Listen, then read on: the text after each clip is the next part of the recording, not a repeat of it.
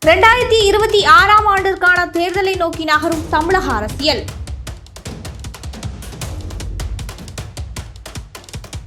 தமிழகத்தில் நடைபெறும் பிரச்சினை குறித்து தீர்வு எட்டப்படுமா என்ற கேள்வியில் தொடங்கப்படும் சட்டப்பேரவை கூட்டம்.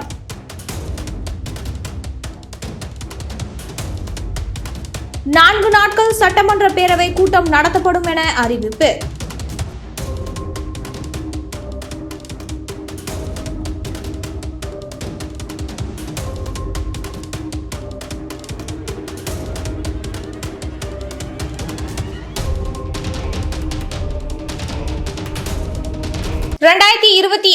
ஆண்டிற்கான தமிழக சட்டமன்ற தேர்தலால் தமிழக அரசியல் களம் தற்போது சூடுபிடித்துள்ளது என்றுதான் சொல்ல வேண்டும். சட்டமன்ற தேர்தலுக்கான பணிகளில் அனைத்து கட்சி தலைவர்களும் தங்களின் கட்சி தொண்டர்களையும் நிர்வாகிகளையும் முடுக்கிவிட்டுள்ளனர். இந்த நிலையில் தேர்தல் களத்தில் ஏற்கனவே தேர்தல் தொடர்பான கட்சிகளின் பிரச்சனைகளும் கூடவே எழுந்துள்ளன. குறிப்பிட்டு சொல்ல வேண்டுமானால் அதிமுக மற்றும் பாமக கட்சிகளில் நிலவும் தலைமை போட்டி ஒருபுறம், ஆளும் கட்சியின் மீதான மக்களின் நம்பிக்கையின்மை, புதிய கட்சியான தமிழக வெற்றி கழகத்தின் தலைவர் விஜயின் பிரச்சாரம் குறித்த பிரச்சனைகள் என அடுக்கும் அளவிற்கு தமிழக அரசியலில் ஏகப்பட்ட பிரச்சனைகள் இருக்கின்றன. இந்த சூழலில் தான் தமிழக சட்டமன்ற கூட்டம் அக்டோபர் 14ஆம் தேதி கூட்டப்படுவதாக சபாநாயகர் அப்பாவு அறிவித்துள்ளார். தமிழக சட்டப்பேரவையின் இந்த ஆண்டின் முதல் கூட்டமானது கடந்த ஜனவரி 6ஆம் தேதி தமிழக ஆளுநர் உரையுடன் தொடங்கியது. ஆனால் தமிழக ஆளுநர் தேசிய கீதம் பாடப்படாததால் தனது உரையை வழங்காமலேயே சட்டமன்ற கூட்டம் நடந்த இடத்தை விட்டு வெளியேறினார். இதனால் ஆளுநரின் உரையை சட்டமன்ற சபாநாயகர் அப்பாவு வாசித்தார் என்பது குறிப்பிடத்தக்கது. இதனைத் தொடர்ந்து ஆளுநர் உரைக்கு நன்றி தெரிவிக்கும் தீர்மானத்தின் மீதான விவாதம் 4 நாட்கள் நடந்தது. அதன் பிறகு 2025 மற்றும் 26ஆம் ஆண்டிற்கான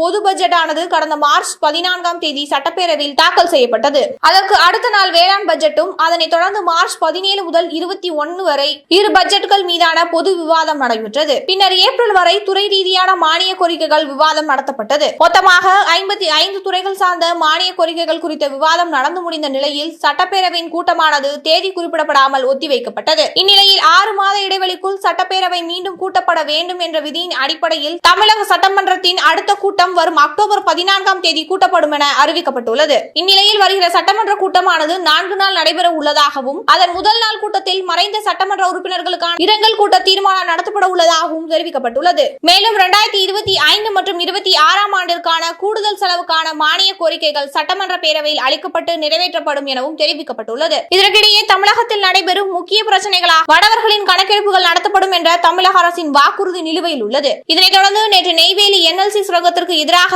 பாதிப்படைந்த கிராம மக்கள் போராட்டத்தில் ஈடுபட்டுள்ளதும், திருவாரூரில் தடையை மீறி பாதுகாக்கப்பட்ட வேளாண் மண்டலத்தில் ONGC நிறுவனம் ஷெல் ஆய்வு கிணறுகள் அமைக்க அனுமதி அளித்துள்ள ஒன்றிய அரசுக்கு கண்டனம் தெரிவிக்கப்பட்டுள்ளது குறித்த விஷயத்தில் தமிழக அரசின் மௌனம் களைய வேண்டும் என்ற கோரிக்கையும் எழுந்துள்ளது. இதுகுறித்த விவாதங்களை சட்டப்பேரவை கூட்டத்தில் தமிழக வாழ்வுரிமை கட்சியின் தலைவர் தி. வேல்முருகன் குரல் எழுப்புவார் என எதிர்பார்க்கப்படுகிறது. இத்தனை நெருக்கடியான நிலையில் தமிழக சட்டப்பேரவையின் கூட்டம் அமைதியான முறையில் நடைபெற்று இதற்கெல்லாம் தீர்வு கிடைக்குமா அல்லது அமளியில் தடைபெறுமா என்பதை பொறுத்திருந்துதான் பார்க்க வேண்டும்.